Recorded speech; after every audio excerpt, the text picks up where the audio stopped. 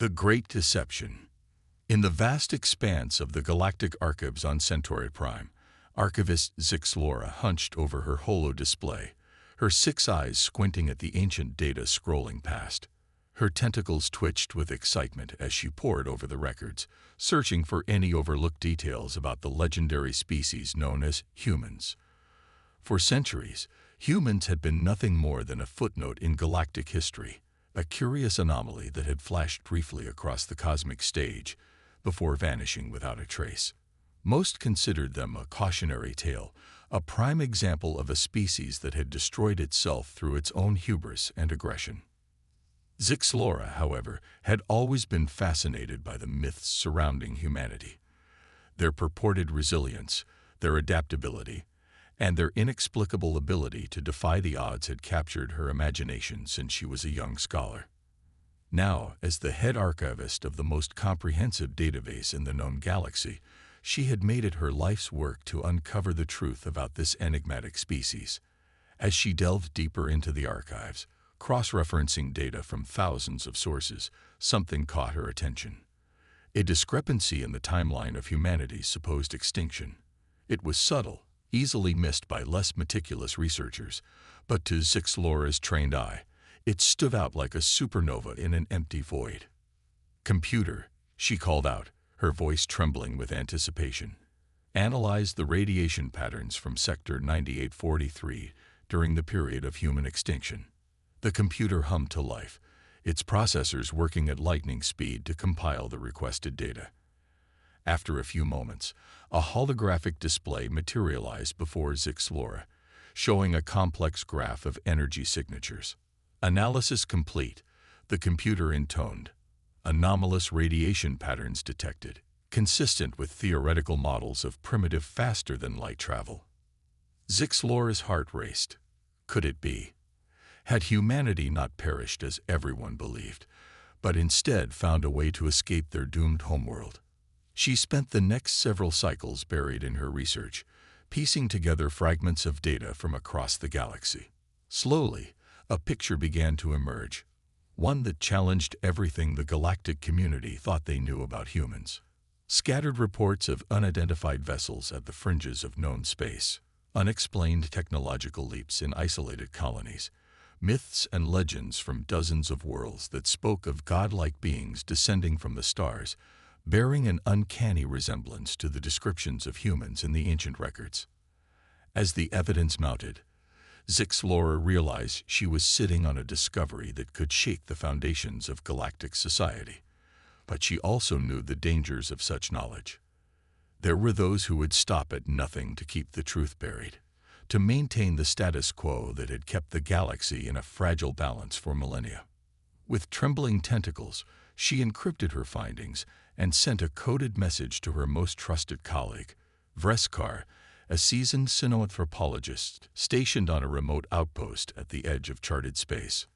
"I found something incredible," the message read. "The humans. They might still be out there. We need to find them before anyone else does." Little did Zixlora know that at that very moment, millions of light-years away, a sleek vessel of unmistakably human design was about to make contact with an unsuspecting alien world, setting in motion a chain of events that would forever alter the course of galactic history. Aboard the Earth exploration vessel Horizon, Captain Elena Rodriguez stood on the bridge, her dark eyes fixed on the swirling blue-green planet that filled the viewscreen. After centuries of faster-than-light travel, humanity had finally reached a world that showed signs of advanced civilization. All systems ready for first contact protocols. Captain, her XO, Commander Takashi Yamamoto, reported crisply. Elena nodded, feeling the weight of history on her shoulders. "Let's hope they're friendly," she murmured. "For all our sakes." As the Horizon began its descent towards the alien world, neither Elena nor her crew could have imagined the shockwaves their arrival would send throughout a galaxy that had long since relegated humanity to the realm of myth and legend. Back on Centauri Prime, Zixlora's discovery was about to collide with reality in a way that would redefine the very concept of mythical beings and force the galaxy to confront a truth it had forgotten: that sometimes legends have a way of coming back to life. First Contact Redux. The azure skies of Nexus Prime were calm on the day that changed everything. In the sprawling capital city of Axiom, life proceeded as it had for millennia, a harmonious blend of advanced technology and reverence for the natural world. The Nexians, a species of tall, slender beings with iridescent skin and multifaceted eyes, went about their daily routines, unaware that their understanding of the universe was about to be shattered. High above the planet's surface, in a hidden orbital station, Chief Observer Thalozin monitored the long-range sensors with practiced indifference. It was a task he had performed for decades, always vigilant but never truly expecting to find anything of note. The Nexian Confederation had long since established itself as one of the dominant powers in this sector of the galaxy, and unauthorized incursions into their space were rare. Suddenly, an alarm blared, causing Thalozin to jolt upright in his chair. His multifaceted eyes widened as he took in the impossible readings on his display. Unidentified vessel approaching from Vector 227.8, the station's AI announced calmly. Configuration unknown. No match in Galactic database. Thalozin's fingers flew over the control panel, initiating a more detailed scan. As the results came in, he felt a cold dread settle in the pit of his stomach. The ship's energy signature was unlike anything he had ever seen. Incredibly efficient, yet powerful enough to have crossed vast distances of space. Initiate first contact protocols, he ordered, his voice barely above a whisper. And alert the High Council immediately. Aboard the Horizon, Captain Elena Rodriguez and her crew watched with a mixture of excitement and apprehension as they approached the alien world. The planet's beauty was undeniable, its continents a patchwork of lush forests, gleaming cities, and vast oceans. "We're being scanned, Captain," reported Lieutenant Sarah Chen from her station. "Looks like they've detected our approach." Elena nodded, her expression grim. This was the moment they had prepared for, the culmination of centuries of human perseverance and ingenuity. "Open a channel on all frequencies," she ordered. "Let's introduce ourselves." As Sarah worked to establish communication, Elena turned to her XO. "Takashi, are the first contact packages ready?" Commander Yamamoto nodded. "Yes, Captain." Linguistic databases, cultural primers, and historical records, all prepared and ready for transmission. Elena took a deep breath, steeling herself for what was to come. "Remember, people," she addressed her crew, "we're not just representing Earth here. We're ambassadors for all of humanity, past, present, and future. Let's make our ancestors proud." On the surface of Nexus Prime, the High Council of the Nexian Confederation had convened in an emergency session. The chamber was abuzz with nervous energy as the councilors debated the implications of the approaching vessel. High Councilor Zeralith, her iridescent skin shimmering with agitation, called the session to order. "Esteemed colleagues," she began, her voice resonating through the vaulted chamber, "we face an unprecedented situation. An unknown ship of advanced design has entered our space. We must decide how to respond." The chamber erupted in a cacophony of voices, each counselor offering their own opinion on the best course of action. Some advocated for immediate military action, fearing an invasion. Others called for caution, emphasizing the potential for peaceful contact and the exchange of knowledge. As the debate raged, a junior aide rushed into the chamber, his multifaceted eyes wide with shock. He approached Zeralith and whispered urgently in her ear. The High Councilor's expression shifted from surprise to disbelief, then to a mix of fear and wonder. She raised her hand, silencing the chamber. "Councilors," she announced, her voice trembling slightly, "we have received a transmission from the vessel. They claim to be human." A stunned silence fell over the assembly, followed by an explosion of incredulous exclamations. Humans? It was impossible. They were nothing more than legends, cautionary tales told to young Nexians about the dangers of unchecked aggression and technological hubris. In orbit above Nexus Prime, the crew of the Horizon waited tensely for a response to their transmission. Minutes ticked by, feeling like hours. Finally, the communication system crackled to life. A face appeared on the view screen, distinctly alien, with iridescent skin and large compound eyes. When it spoke, the ship's advanced translation software quickly adapted, allowing the crew to understand. Unidentified vessel, the alien voice said, a mix of awe and disbelief evident even through the translation. You claim to be human. How is this possible? The species known as humanity has been classified as extinct for over 1,000 years. Elena stepped forward, her posture straight and proud. I am Captain Elena Rodriguez of the Earth exploration vessel Horizon. On behalf of humanity and the United Earth Government, I bring you greetings. We assure you, we are very much alive.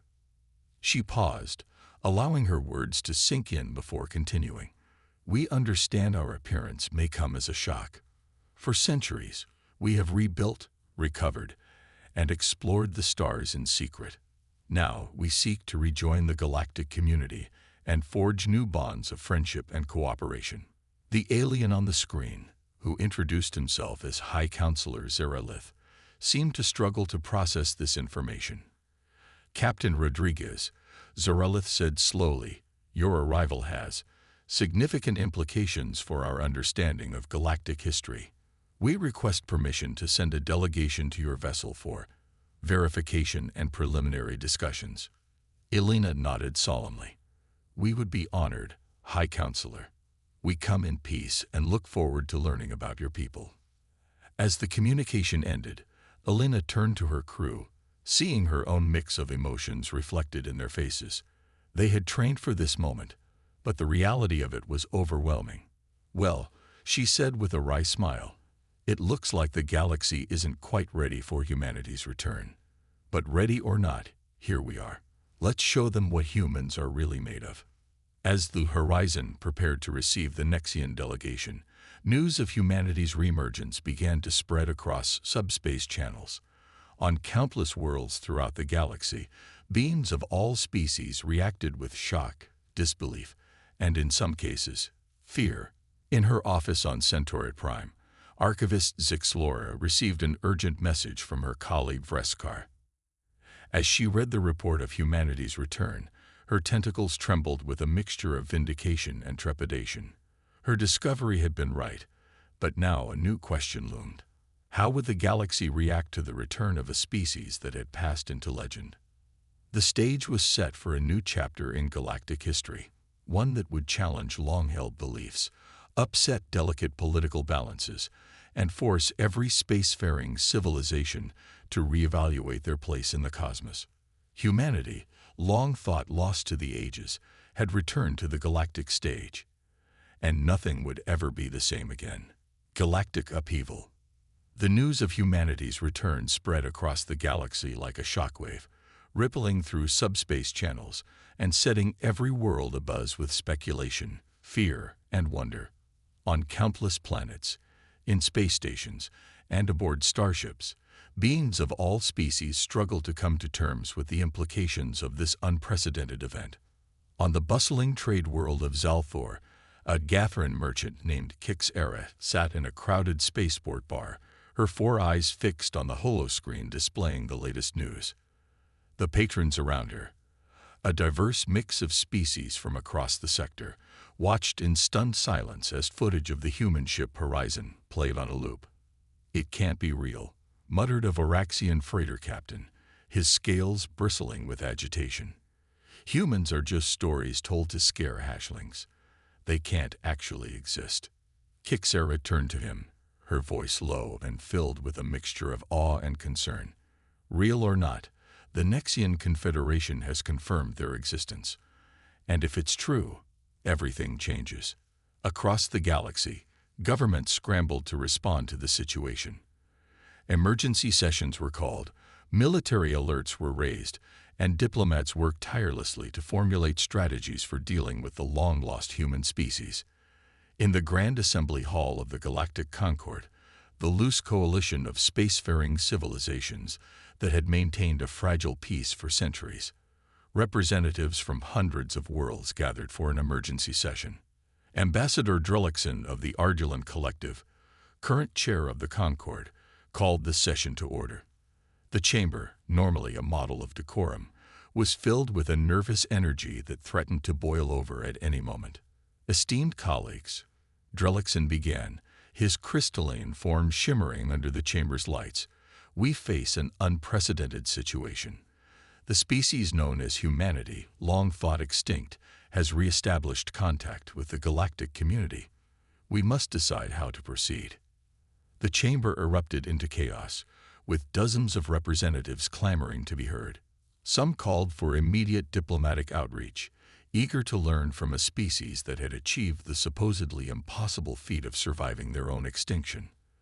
Others advocated for caution, fearing that humans might harbor resentment for being abandoned by the galactic community centuries ago. A few hardliners even suggested a preemptive military strike, arguing that humans were too dangerous to be allowed back into the fold of galactic civilization. As the debate raged, a new voice cut through the din. Ambassador Lyra Tsoni of the Asari Republics, respected for her centuries of diplomatic experience, took the floor. "Fellow representatives," she said, her voice calm but firm, "we stand at a crossroads of history. The return of humanity challenges everything we thought we knew about our past and forces us to reconsider our future. But it also presents an unprecedented opportunity." She paused, letting her words sink in before continuing. Humanity was once renowned for its adaptability, its creativity, and its indomitable spirit. If they have truly survived and thrived in isolation for all these centuries, imagine what they might contribute to our collective knowledge and culture. Her words seemed to resonate with many in the chamber, but others remained unconvinced. The representative from the Sinfar hegemony, a militaristic empire known for its expansionist policies, rose to speak. "Pretty words," Ambassador Tsoni, the Sinfar delegate, hissed, "but they ignore the very real threat humanity poses. Need I remind the Assembly of the destruction they wrought during the Terran conflicts, of the worlds left barren in their wake? We cannot allow such a volatile species to upset the balance we have worked so hard to maintain." The debate continued for hours, with no clear consensus emerging. In the end, the Galactic Concord could only agree on a policy of cautious observation. A task force would be dispatched to Nexus Prime to monitor the situation and report back to the Concord. Meanwhile, on Nexus Prime, the crew of the Horizon found themselves at the center of a diplomatic whirlwind. Captain Alina Rodriguez and her team. Meanwhile, on Nexus Prime, the crew of the Horizon found themselves at the center of a diplomatic whirlwind. Captain Alina Rodriguez and her team worked tirelessly to navigate the complexities of first contact, while also dealing with the broader implications of humanity's return to the galactic stage. In a specially prepared conference room aboard the Horizon, Alina sat across from High Counselor Zarelith and a delegation of Nexian scientists and diplomats. The atmosphere was tense, filled with a mixture of curiosity and apprehension. "Captain Rodriguez," Zarelith began, her multifaceted eyes reflecting the room's soft light, "we have reviewed the historical and cultural data you provided. It's overwhelming, to say the least. For centuries, we believe your species to be nothing more than a cautionary tale. To find that you not only survived but thrived, it challenges everything we thought we knew."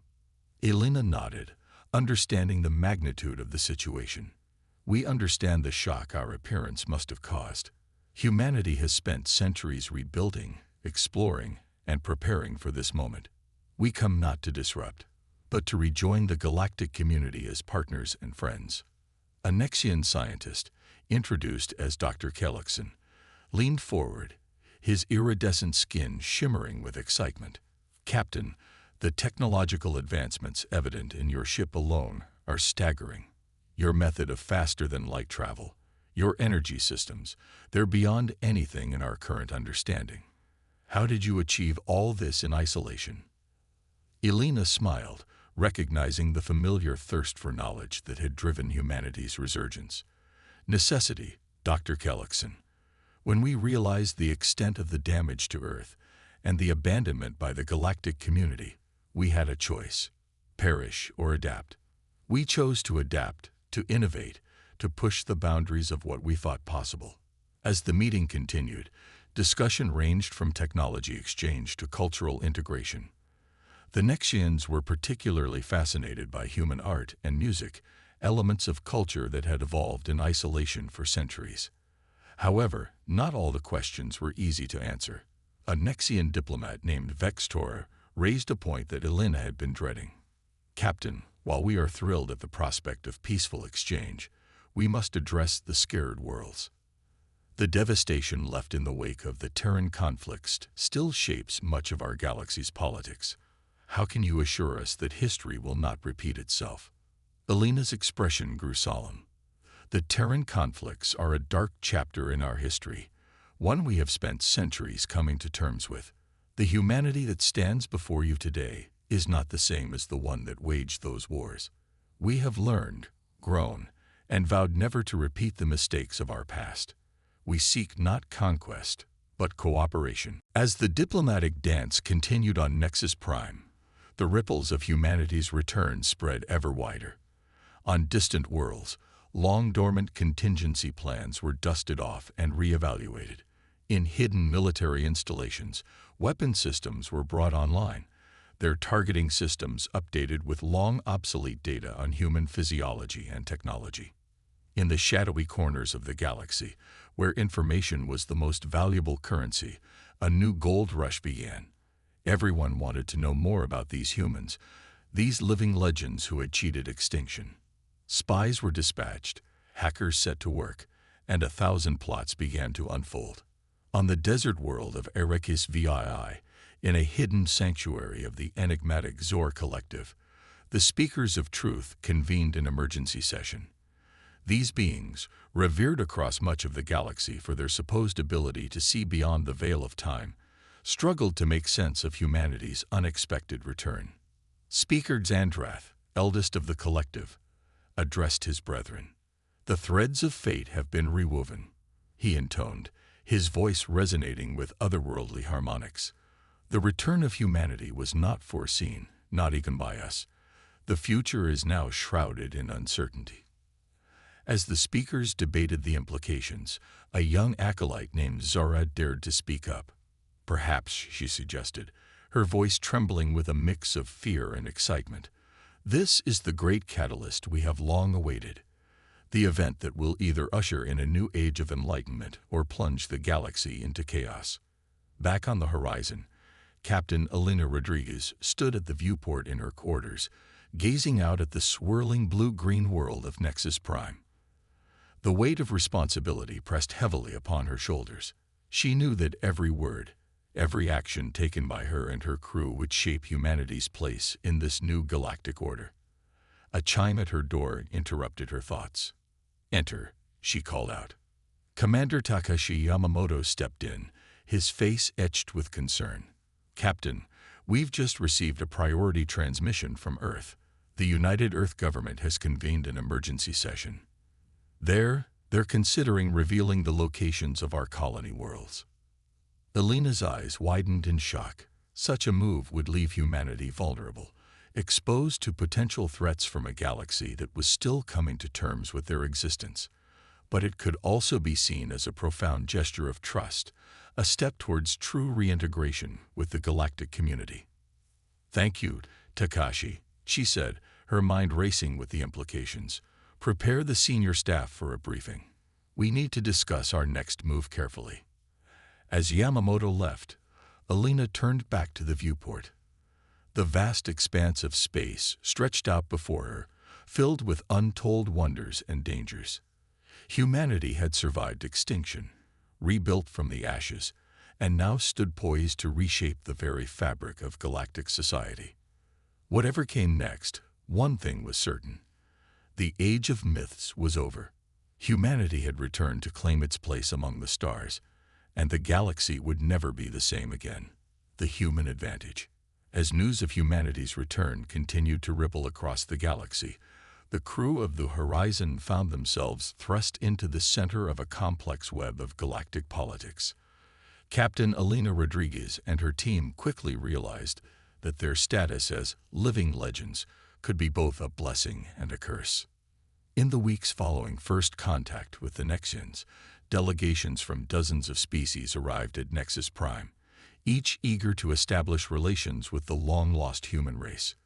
The Horizon became a hub of diplomatic activity, its corridors filled with a dizzying array of alien dignitaries, scientists, and cultural attaches. Elena stood in the ship's main conference room, surrounded by her senior staff and a holographic display of the latest galactic political landscape. Commander Takashi Yamamoto pointed to a cluster of systems near the galactic core. The Aldebaran Concord has expressed interest in a technology exchange, he reported, particularly in the fields of terraforming and sustainable energy production. They're offering access to their quantum communication network in return. Dr. Amelia Chen, the ship's chief scientist, chimed in. That could be invaluable, Captain. Their network covers nearly a third of the galaxy. It would significantly enhance our ability to communicate with Earth and our colonies. Elena nodded, considering the implications.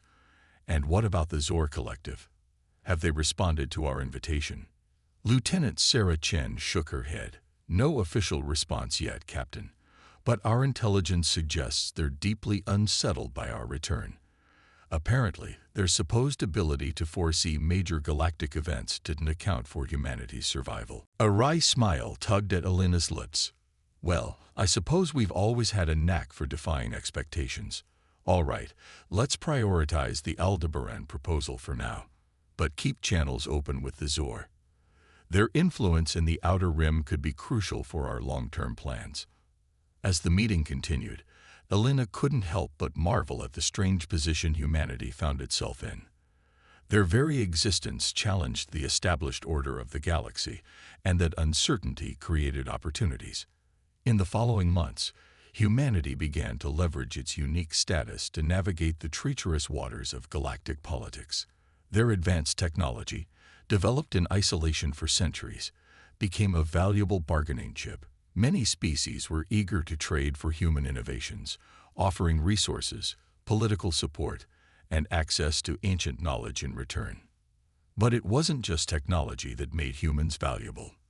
Their status as living legends, beings who had seemingly cheated fate itself, gave them an almost mystical aura in the eyes of many galactic citizens. Human diplomats found that their words carried weight far beyond their actual political power, simply because of the fascination their species inspired. On the bustling trade world of Omega Centauri, a human merchant named Jack Harper set up shop, offering authentic Terran artifacts to eager collectors. While some of his wares were genuine relics of old Earth, many were clever reproductions, yet the demand was insatiable. Beings from across the sector flocked to his store, eager for a tangible connection to the mythical human race. Meanwhile, in the halls of the Galactic Concord, Ambassador Lyrat, Tisoni of the Asari Republics, found an unlikely ally in the newly appointed human representative, Dr. Elias Vaughn. Together, they began to reshape the political landscape, advocating for a more inclusive and dynamic approach to interstellar relations. During a crucial vote on resource allocation for frontier worlds, Dr. Vaughn addressed the assembly. Esteemed colleagues, he began, his voice carrying the weight of humanity's long isolation. We stand before you not as conquerors or disruptors, but as a reminder of the resilience of life itself.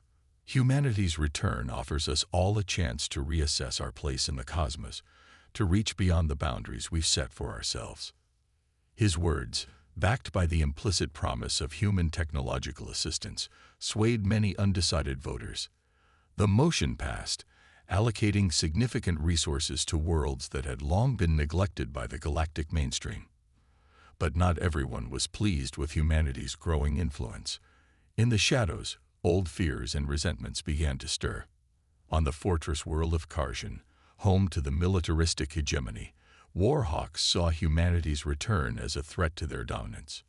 General Balak, a decorated veteran of countless campaigns, addressed his fellow military leaders. "Make no mistake," he growled, his 4 eyes narrowing with anger. "These humans are a plague upon our galaxy. We all know the stories of their savagery, their uncontrolled aggression. They may speak of peace now, but how long before their true nature reasserts itself? We must strike first, while they are still finding their footing." Similar sentiments echoed in the dark corners of many worlds. Conspiracy theories spread like wildfire through the galactic datasphere. Some claimed that humans were not returnees at all, but invaders from another galaxy. Others whispered that they were harbingers of some cosmic catastrophe, their arrival heralding the end of all things. Back on the horizon, Elena received a coded transmission from Earth. The message was brief but momentous. "Operation Lazarus is go." Repeat, "Lazarus is go." Elena's heart raced as she decoded the full message.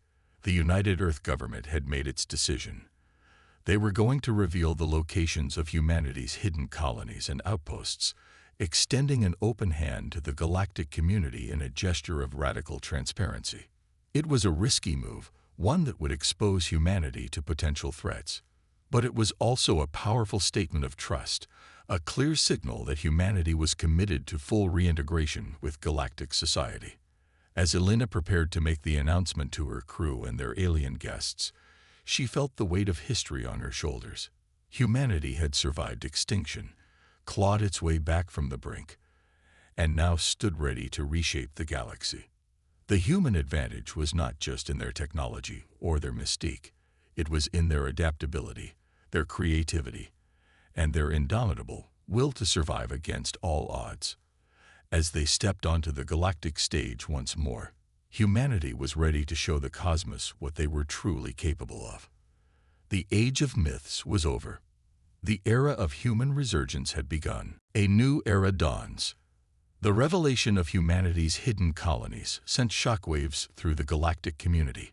As the coordinates of long-hidden human worlds were made public, reactions ranged from awe to suspicion to outright hostility.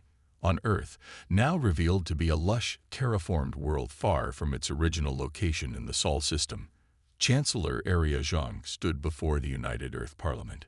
The chamber was packed, with representatives from every human colony world in attendance, their faces a mix of determination and apprehension. "Today," Chancellor Zhang began, her voice steady and resolute, "we take our place among the stars, not as myths or legends, but as partners in the great tapestry of galactic civilization. Our journey has been long and fraught with challenges, but it has forged us into something greater than we once were.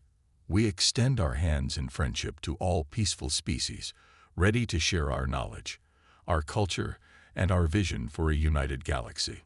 As her words were broadcast across human space and to their new alien allies, the response was overwhelming. On a dozen newly revealed colony worlds, humans poured into the streets, celebrating their return to the galactic stage. Ships that had long hidden in the shadows of nebulae and asteroid fields emerged, their hulls gleaming with advanced technology that had been developed in secret over centuries. But not all reactions were positive. On Karshan, the hegemony's high command convened an emergency session. General Balak pounded his fist on the war room table, his voice filled with rage.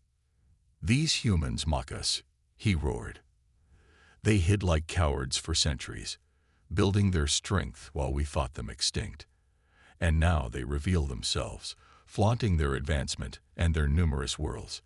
We cannot allow this threat to our dominance to stand." Similar sentiments echoed across less savory parts of the galaxy. Pirate kings and smuggler barons saw the human colonies as ripe targets, filled with unknown technologies and resources. In the shadows of space stations and on backwater worlds, mercenaries were hired and raids were planned. However, those who sought to take advantage of humanity's perceived vulnerability would soon learn a harsh lesson. The centuries of isolation had not left humans unprepared for conflict. When a Batarian pirate fleet attacked the human colony of New Eden, they expected an easy victory. Instead, they were met with a defense grid far beyond their capabilities to breach. Sleek human ships emerged from hidden bases, their weapons tearing through the pirate vessels with terrifying efficiency. The battle was over in minutes, with the few surviving pirates retreating in disarray. Footage of the engagement spread rapidly across galactic networks, serving as a potent warning to any who might consider humanity an easy target. In the aftermath of the New Eden attack, Captain Elena Rodriguez found herself addressing the Galactic Concord. The Horizon had been recalled to Earth, but Elena's expertise in alien relations made her the ideal spokesperson for humanity. Distinguished representatives, she began, her voice calm but firm. The attack on New Eden was unprovoked and unjustified.